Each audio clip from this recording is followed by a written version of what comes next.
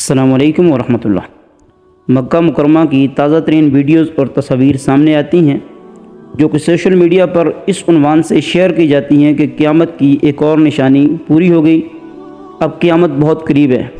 आज इस वीडियो में हम इसी टॉपिक पर बात करने वाले हैं कि ये क़यामत की कौन सी निशानी है जो अब पूरी की जा रही है। हैरान हूँ कि एक तरफ हमारा फ़लस्तीन इशू था और हम सब इसके लिए दुआ गो थे और इसी के लिए सोशल मीडिया पर पोस्टें भी शेयर की जा रही थीं, लेकिन अचानक से एक तस्वीर सामने आती है जिसमें बैकग्राउंड पर क्लॉक टावर नज़र आता है कि मक्का के पहाड़ सब्ज़े से ढके हुए हैं। बस इसके बाद तमाम लोग इसी बहस में मसरूफ़ हो गए कि क़यामत की निशानी पूरी हो गई। चूँकि उन्होंने सोशल मीडिया पर मुख्तलिफ़ चैनल से सुन रखा है कि क़यामत की निशानी है, तो लिहाजा जब भी ये मक्का में सब्ज़ा देखते हैं तो कहते हैं क़यामत आने वाली है, निशानी पूरी हो गई है।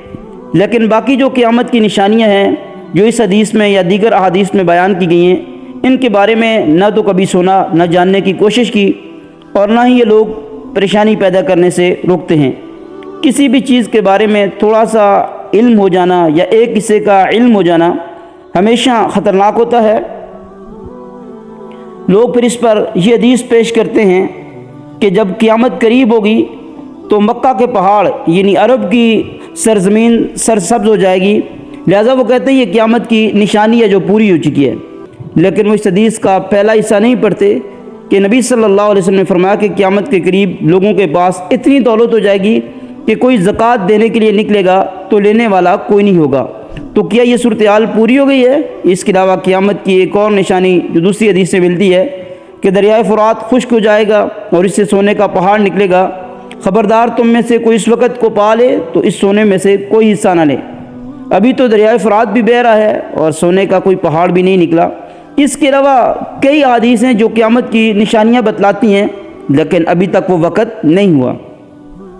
तो अब सब कुछ छोड़ छाड़ के सोशल मीडिया पर ये मक्का वाली इन तस्वीर को लेकर क़यामत का इंतज़ार करने वाले सब लोगों से अदबन एक सवाल है कि अगर मान लिया जाए क़यामत करीब है तो हमारी इसके लिए तैयारी किया है। इन लोगों को देखते हुए मुझे वो सारी स्टोरी समझ आती है कि हम बच्चों को घर से बाहर क्यों नहीं निकलने देते। वो इसलिए कि बच्चे जहन के कच्चे होते हैं, अगर कोई भी इनको अकेला पाले तो वो इनको अपनी बातों में लगा के इनको साथ ले जाएगा। इसी तरह कोई और भी सानिया हो सकता है, तो इसलिए हम बच्चों को अकेले बाहर नहीं निकलने देते।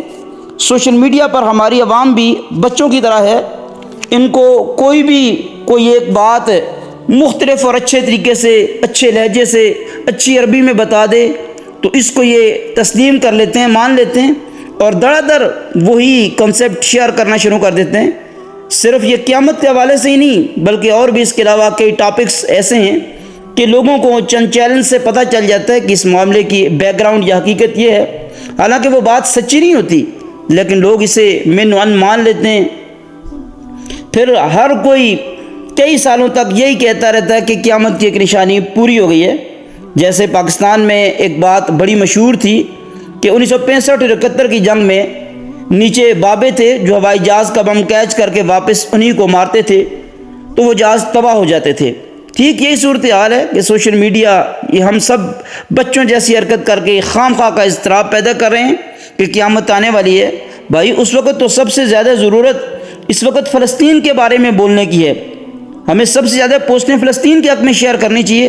अगर कुछ नहीं बोल सकते तो दुआ कीजिए और इसी तरह जायज़ तरीके से सोशल मीडिया के कवानीन को फॉलो करते हुए इनको प्रमोट कीजिए, इनको लोगों में शेयर करते रहिए, क्योंकि सोशल मीडिया का एक अपना ही असर है और जब मगरबी अवाम पर इसका दुरुस्त असर पड़ा तो फिर वो अपनी हुकूमतों को मजबूर करेंगे कि इसराइल को जो बदतरीन जुल्म कर रहा है फ़लस्तीन के ऊपर, इसको बंद किया जाए। तो तब जब अवामी प्रेशर हुआ तो मुस्बत रिज़ल्ट आने की तवक्को है।